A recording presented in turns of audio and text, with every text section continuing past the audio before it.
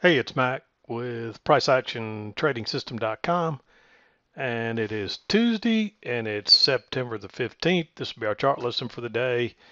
And first of all, I wanted to say I've been real happy with the forum so far. I believe it's been a real success so far. I'm really impressed with the knowledge of a lot of our traders. There's some people out there that really understand what we're doing. And so I'm real impressed with that. I was really concerned that there would be too many of the blind leading the blind. And I know it can get out of hand. So I'm still going to stick to my word that I'm going to monitor it closely. And, you know, we don't want troublemakers. We don't want profanity. We don't want people arguing and fussing. And so far, it's been great. So I don't even want to go down that road because so far, I don't have any reason to believe it's going to be anything but positive. So I've actually been impressed. So thanks to y'all. Thanks to y'all, the ones that are helping answer the questions for the new guys. It's been such a help for me because I can go in there and read most of them, and I don't even have to answer. Somebody else has already answered it, and so I believe it's going really, really well, and it's growing. Um, I think we're up to, we've got over 1,000 people logged in at any one time now, so that's pretty big for the website. I mean, in the past, people have kind of floated in and out, watching the video lessons and so forth. But with the forum, people are hanging out there, and so 1,000 plus people is probably not big for most forums, but for ours, that's a lot of people hanging around. So, and I expect it to grow because it's really growing fast. So I'm really impressed so far, and so far it's positive, and most of the feedback I'm getting is pretty positive as well. So I hope you find it's helpful for you. And I was really reluctant to do that. Most of you know, if you've been around a while, you've heard my thoughts and uh, my feelings about forums and trading rooms and places like that.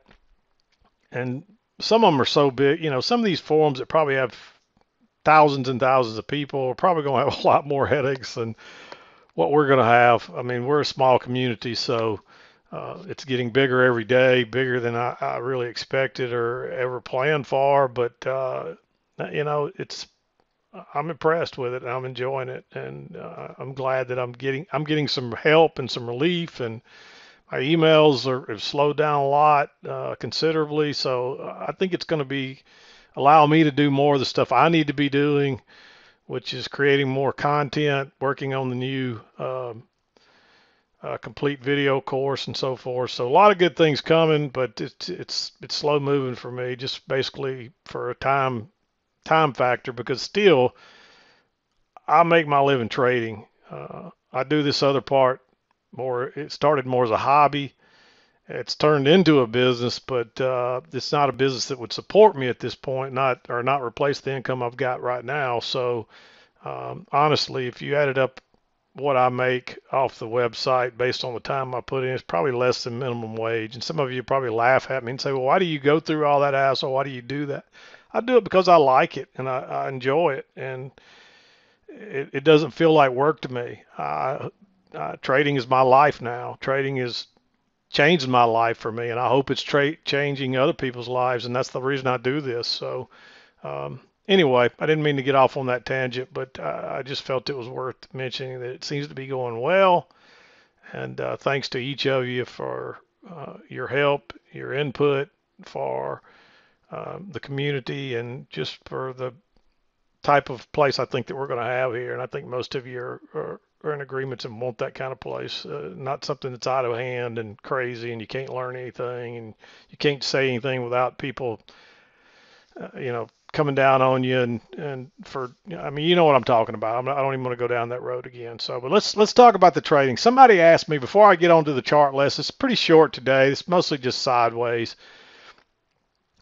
We had a trend up and we had a close outside a new high, and we had a little bit of a trend down here early on, but this is really, I believe this is really mostly sideways here. This one played out. Of course, you got a break and a new low, and then we just got back in the range and went sideways. But somebody asked me when today that I knew, they asked me what bar. Well, you can't really narrow it down to a bar, but this is how you know you're in a range. Look at the EMA. I say this all the time, and people just don't hear it, or they don't understand it. Maybe I don't know, but people miss this EMA thing. It's really, really critical. That 21 EMA is a very important tool of ours. So let me back out a little more here. So make sure you hear this because it's so critical to understanding what prices are doing. But look at the EMA here. It's pointed up. Prices are mostly above it. You might get a little push. This was early on as prices are really transitioning here. So you may get a push through or whatever, and you may get a push through or two before you actually reverse. So, but for the most part, it's not 100%, so don't misunderstand this, but for the most part, the EMA, first, before I say that, the EMA is pointing up. That's an uptrend, and all the bars are mostly above the EMA. You come back to it and you bounce off of it. You might push through a little bit, and you might do that a couple of times before you actually reverse. Today we never really reversed until late afternoon. And my guess is prices were trying to fill the gap that was left from yesterday. This was the high of yesterday, this blue line. If you come back across here, you can kind of see that I use the closes. I usually like to use the closes on stuff like that. But there's that blue line working across. So you would expect prices to try to come down here and fill that gap. And that's what they did here. They actually pushed on through, came back and tested a few times and ended up above it. So prices were just filling that gap, and that's what they do. And so it's no surprise that we traded lower today. So I wanted to show you that out of the gate. But look at that EMA pointing up and how prices are above it. That's a trend. And when the EMA is pointing down, like right here, and all the prices mostly below it, that's a trend. Prices are trending. But now look right here. Look how flat that EMA is. And prices are above and below it, above and below it, above and below it. That's a range. And you could see that clearly by here. You were above it, you were below it, you were above it, you were below it, above it. And so even though we're trending down here, this still has a range-like quality. But look at that EMA flat it is all day long. It's like a roller coaster. When you see that, it's a range. Now, how do you know where to put your lines? People always ask me that. Why did I pick here to put my lines? Well, I put it where I get the most touches, but I try to use the closes again. Or not the closes, but I should say the bodies. I've got a bad habit about calling them closes, but it's bodies. We're looking at the bodies. So that tends to give you the best spot. And you can see I got the most touches there, and using the bodies, touching the closes of the bodies or the openings of the bodies, however you want to say that. And down here, this turns out to be the place where you get the most touches or bounces. Again, mostly, and getting to use the bodies, some of the bodies as well. So that's where I ended up with it in the day. When do I change it? Only when it needs a changing. I mean, this is pretty much, I think I had a little bit higher right in here with these bodies earlier, but once we started making these lower lows here, I moved it down a little bit. And I believe this is where I had it. I might have had it off these closes earlier, and I moved it down to these. And actually, I had moved it down to here, but when we started going back up and touching, this one touches it, this one touches it again. So you may not even need to move it, but generally you want to figure out where it touches the most and basically where it reverses the most is what I should say again. Not just touches, but reverses. So notice we reversed there, we reversed there, we reversed there, we reversed there. We reversed here a little bit early, but we just came off the high, so you'd expect to go back to lows. Look how many times we reversed across there, we reversed a little early there. There we reversed a little early, reversed there. We tried to bounce here, it didn't hold. Prices trended lower. So I hope that's helpful. Somebody asked me in the forum to talk about that. So there it is, and I hope that's helpful. But let's get to the trades, and we will wrap today up. Again, this, like I said, this won't take long today because it's not a lot of trades, and it's pretty straightforward. 7 o'clock came right in here in this little congestion area, and I believe it was on one of these two bars. It's right in here somewhere. But anyway, we're just going sideways. There's no real chance to enter here. I don't think you want to go long here right into those highs, and you're not really back to the trend line. You're just kind of at the EMA, so just kind of wait. And this one takes off without you, but it works back to right here. And you actually get a second entry long right here. Notice that new high, first entry. Uh, technically there's a second entry right there because you made those little matching highs, so that's still a correction. But I'm going to look at that as one leg down, and then you went up, and then a second. There's two legs back right there, so we're looking for an entry right here. But unfortunately, we don't get one. We just kind of make a little congestive area. That's congestion. Anytime you get three or more bars stacked side by side, and at least one of them has no body or a very small body, that's congestion. And all congestion is a micro range. And what happens when prices break out of a range? They snap back, just like they did right here. So you got to be careful in entering on that stuff, because even though it broke out here, it comes back again. So we need a good entry, and we don't have one there. Again, you're just kind of going sideways there.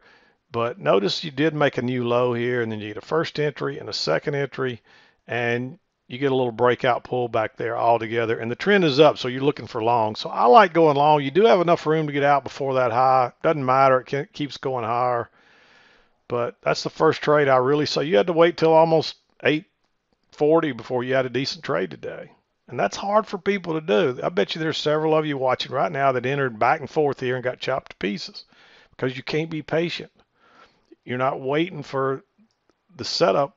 I mean, we know this is where we needed a setup, but it's hard to get there and then not get one. So don't force trades, because you'll end up losing. Obviously, if you'd have went long just because you went with the trend here, it would have worked, because we never came back below this. But you better wait for the right entry, because sometimes it'll break lower and stop you out and then go higher. Just like right here, you're going sideways. And if you'd have went long right there, it stops you out and then goes right where you thought it would go, because you weren't patient. You didn't wait on a good setup. Again, that's congestion right there. So there's your first entry. You run up, you make that new high, and you really got a couple of legs up there, and then you reverse here. And you move back down and you find support. I like this long because there's a little bit of, notice you're working down and you get a first entry. And technically, there's a second entry right there, and you really could have entered there instead of waiting for here. But when it tried to go lower again, now you kind of got a little double test down here. Notice how you tested it once and you came back. It didn't break lower, but I still like that. I was a little leery of this one, but technically you could have entered there. I should at least probably make that one green. But if you didn't enter there, the better place to enter was over here. This is the one I liked. But I'm going to make this one green, because technically you can enter there. And some of you may say, hey, well, that's an inside bar, but it's not, because it breaks lower. And even if it is an inside bar, if they have matching lows like right here, because this is another inside bar. And this does look a little congestive, but notice there's no body there's no bar with no body. I'd want to see it going sideways a little bit more. You still need to be careful here, because this will act like congestion, but notice how we came out and came back again and tested it and then took off. It's because it's acting like a little range there. But this is what I did. I treated this as a new low, and then a first entry, and then a second entry with a reversal right there. So that's how I saw that. Now, is that actually perfect? No, because you really got matching lows here. But you did try to go lower twice right there. So this one probably should be, I probably should mark that one green, because I'm being a little bit aggressive there. But if a pattern looks like something we trade and it's at the right place, it's probably going to act like it. So there it is. And this runs up. And I really thought we'd get another leg similar to this one, but we just couldn't get higher in here. So that's telling you something. That's pretty strong resistance. Then we're working back down here, and somebody asked me about this trade. Notice you're working down, you get a first entry, and then you get a second entry right here. Well, they're treating that like a failed second entry long, and it just went one tick later and stopped them out. And really, it's a short trap. It's a double trap, really, because it traps the shorts, and now you trap the longs here that jump on going long. So what you have to understand is when the market's going sideways and you're right, and it's a range like this, and you're right in the middle, you'll get chopped to pieces trading second entries or failures. So just forget those. especially right in the middle. Now, if you get one down here where the setup is, or where there's a long setup, or where there's a short setup here, pay attention to it. But in the middle, ignore that stuff. Don't try to trade second entries. Don't try to trade traps, because you'll just get chopped to pieces. So if you tried to go long there on a second entry, which is not a good setup because the signal bar is no good, you would have got trapped to the long side. And then you got trapped to the short side. Then you might have got out of here, or you might have got trapped to the long side again. And then all these people start piling on here, chasing this, and then they get trapped back out again. Then they got to exit, and that's why this rocket's back up again. So notice there are two legs down, and if you measured this first leg, you were a little more than a measured leg here. So you might take that failed break lower just to ride it back to the EMA. And remember what I always say, those failed breaks to the low side or the failed breaks to the high side will often be important lows or highs for the day. So I like to try to catch those. They're a little aggressive, but if you catch one, you get a quick move, and you would have had a nice runner on this one. So, and it could a lot of times there'll be important lows or highs for the day. So it runs up, and then notice you get two legs back down. There's two measured legs there, and another chance to go long. Again, it's aggressive, but look how it traps all those shorts, and look at it take off again. And you get a higher low right here, right back inside the range. It comes back and tests it a couple of times there. Tests it on that bar, tries to go up, test it, and goes up. I like going long right there. I really like this one here too, because it's two clear legs down and a second entry long on a big bullish bar way away from the EMA. And you did have a break. Notice that you got a little channel working down, and you did have a close outside and two legs to a new low. So you're expecting prices to maybe reverse. Plus it's a range day, so this might be a failed break lower too. So that's the reason I like that one. There's a failed second entry short here, but you're too close to the highs. And there's that little congestion again. This one's tempting, but I'd wait on a lower high, which comes here. And now you're right back in the middle again. I'd probably wait. And again, you just kind of, it's chopping around. Market just doesn't have any real direction in there. We just came off the high, and it doesn't quite get to the low, and it's back to the high again. So I don't see any setups here. Too congestive, runs down. Again, you may trade this one, but you made a lower low here. It's pretty much in line with that one too, but it's been a while, and that's only two touches, so I'd wait and you do get a higher low here and a better chance to get in. So again, this is one you could argue to be green. If I'm going to take one aggressive, I want it to be a failed break lower and further away from the EMA, that kind of thing. But you may take that one, so if you want to be aggressive. And this turns out to be a pretty good trade. There's a failed second entry short here, but you're underneath the EMA, underneath the midline. It looks a little bit, it's a neutral bar. Just wait. And really, this is close enough to be a double bottom. So now you get a first entry, second entry. So I like entering there because now you've just moved your support up. And you got a double test right there. Again, it is in the middle. So you got to be a little careful with it. So you could almost argue for that one to be green, but I still like it. And you see it doesn't go far, and we're just kind of going sideways again. And by this point, this is just too congestive, too many dojis and stuff in there. Bars with no bodies, basically. That's just sideways congestion. We run up here, and again, if this would have been a lower high, I'd say go short right here. But it just doesn't set up very well. It could push up one more time. This trend channel is still in play. Wait on the lower high. And that comes here, but again, it's so congestive right in the middle. It is a failed second entry long. I marked it green because it's, if you drew this trend line off the lows and drug it up, it fits perfect. It's right there at it, but I think it's a little risky. Just like these others failed right in the middle. You got to be careful trading failures and second entries and all that stuff right in the middle. But you at least you got to make sure you're entering with the movement too. So we just came off the highs, so where are we probably going to the lows? Same thing here. We just came off the lows, so where are we probably going to the highs? So if you're going to do this, you want to go long, and if you're going to do it here, you got to go short. And we continue to trend down, and then we just start going sideways again. But notice right there at that key entry point, you get a first entry and a second entry. It's an inside bar, but it's a second entry short right at the key entry point. And look how many times you tried to go higher there. And the real key is you got enough room to get out before here. So if you didn't, I'd say I wouldn't even mark that green. I marked it green. It's a little aggressive, and you're probably better off not to take it. But the key is you got enough room to scalp out before those lows on that little congestion area there. And you can see it clearly going from high to low to high to low to high, and then it takes off lower again. And again, the trend is kind of down here. So if you're going to enter, you want to enter to the downside.